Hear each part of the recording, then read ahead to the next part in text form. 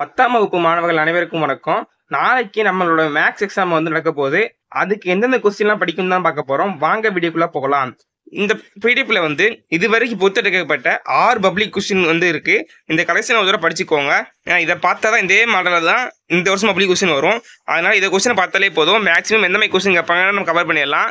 அதுலேயும் குறிப்பிட்டு சொல்லணும்னா ஏப்ரல் 23 ஏப்ரல் 2023 வேற ஜூலை 2023 இந்த கொஸ்டினை பார்த்துக்கோங்க. இது லாஸ்ட் இயர் கேட்கப்பட்ட கொஸ்டின். லாஸ்ட் இயர்ல ஃபுல் போர்ஷன் எழுதுனது, ரீசெண்டாக எழுதுனது இல்லை. அதனால இந்த மாடலில் கேட்கறதுக்கு வாய்ப்பு அதிகமாக இருக்கு. அதனால இந்த மாடலில் உள்ளதை பார்த்துக்கோங்க. நம்ம சேனலில் ஏற்கனவே சென்டம் வரைக்கும் எடுக்கிறதுக்கு, அதாவது ஈஸியாக 80+ மேலே எடுக்கிறதுக்கு வீடியோ போட்டிருப்போம். அது பார்க்காதவங்க லிங்க் கிளிக் பண்ணி ஃபாஸ்ல இருக்கு.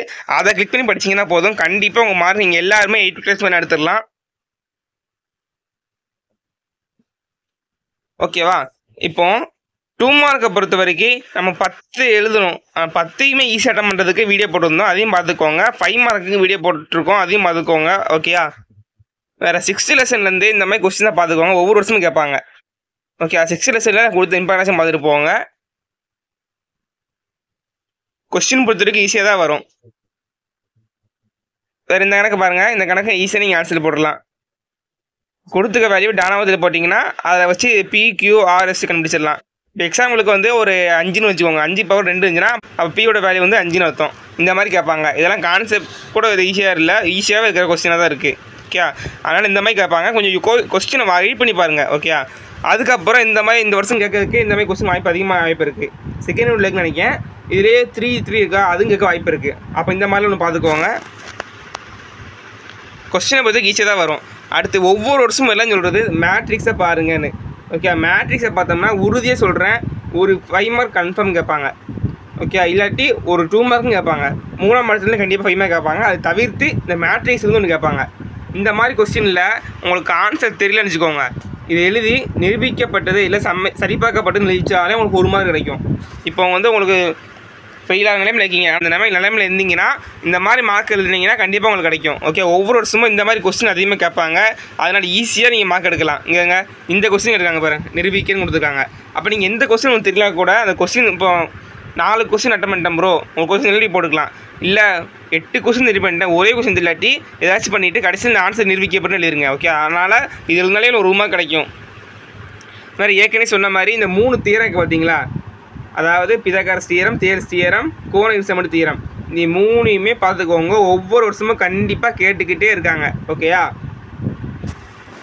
கொஸ்டினை பொறுத்தவரைக்கும் ஈஸியாக தான் வரும். எல்லா கொஸ்டினும் பாருங்கள் வரிசை நிரூபிக்கப்பட்டதுன்னு இருக்குது. நீங்கள் ஆன்சரை மட்டும் எழுதி போட்டாலே போதும். நம்ம 10th மார்க்ஸை பொறுத்த வரைக்கும் பெரும்பாலான பேர் பாஸ் ஆகணும்னு நினைப்பாங்க. அதனால எல்லா கொஸ்டினுமே ஆன்சர் அவங்களே கொடுத்துருவாங்க. ஓகே, அப்போ அந்த கொஸ்டின் எழுதி உங்களுக்கு நீங்கள் ஃபார்முலா கரெக்டாக எழுதிட்டீங்க, ஸ்டெப்பு தப்பாக பண்ணால் கூட கடைசியில் ஆன்சர் எழுதிட்டோம்னா நம்ம மார்க் கொடுத்துருவாங்க. ஓகே, நம்ம மார்க்கை பொறுத்த வரைக்கும் ஸ்டெப் மார்க் உண்டு, அதே மாதிரி ஸ்டெப்புக்கு 2 மார்க் உண்டு, ஆன்சர் கொண்டு வரதுக்கு 2 மார்க் உண்டு. இப்படி தான் கொடுப்பாங்க. அப்படி பார்க்க போனோம் ஃபார்முலா எழுதுக்கு 1 மார்க் கிடச்சிருது. லாஸ்ட்டில் ஆன்சர் வந்ததுக்கு 2 மார்க் கொடுத்துருவாங்க. ஒரு ஸ்டெப் பண்ணுறதுக்கு எனக்கு தப்பு பண்ணாலும் அட்லீஸ்ட் 1 மார்க் தான் கிடைக்கும். அப்போ எப்படி பார்த்தாலும் ஒரு 4 மார்க் கிட்ட நம்ம 5 மார்க் ஏழை எடுத்துடலாம். அப்போனா ஈஸியாக மார்க் ஸ்கோர் பண்ணலாம். 10th மேக்ஸில் எந்த கொஸ்டினும் தயவு செஞ்சு விட்டு வந்துடாதீங்க. ஓகே, எல்லா கொஸ்டினும் முக்கியமான கொஸ்டின்ஸ் தான். முக்கியமான கொஸ்டின்ஸ் படித்தாலே போதும். மேக்ஸிமம் சொல்கிறேன், நம்ம 10th மேக்ஸில் 9 கொஸ்டின் கட்ட பண்ணலாம். கொஸ்டின் ஈஸியாக இருந்துச்சுன்னா 10வது கொஸ்டின் அட்டன் பண்ணலாம். லாஸ்ட் இயரில் கம்பல்சரி கொஸ்டின் கேட்டிருக்காங்க பாருங்கள், ஃபஸ்ட் யூனிட்லேருந்து ஈஸியாக கேட்டிருக்காங்க. ஈஸியாக மார்க் ஸ்கோர் பண்ணிடலாம். இதெல்லாம் உங்களுக்கு ஏற்கனவே தெரிஞ்சது தான். அழகாக மார்க் எடுக்கலாம். ஓகேயா? அதனால் கொஸ்டினை பார்த்து பயப்படாதீங்க. இப்போ 1 வேர்டு தெரியலனா விட்டுட்டு கடைசியில் பாருங்கள், 1 வேர்டு நேரத்தை போய்க்கிறாதீங்க. ஒரு கொஸ்டின் தெரியலனா அந்த கொஸ்டினை விட்டுட்டு போயிருங்க. அதே கொஸ்டின் இருக்காதீங்க. ஓகே, கடைசியில் டைம் இருக்கும், அதில் பண்ணுங்கள். இப்போ நீங்கள் ஒரு கொஸ்டின் மேட்ரிக்ஸ் போகிறீங்கன்னு வச்சுக்கோங்க, மேட்ரிக்ஸில் ஒரு மிஸ்டேக் வருது, 2மே சேமாக வரல.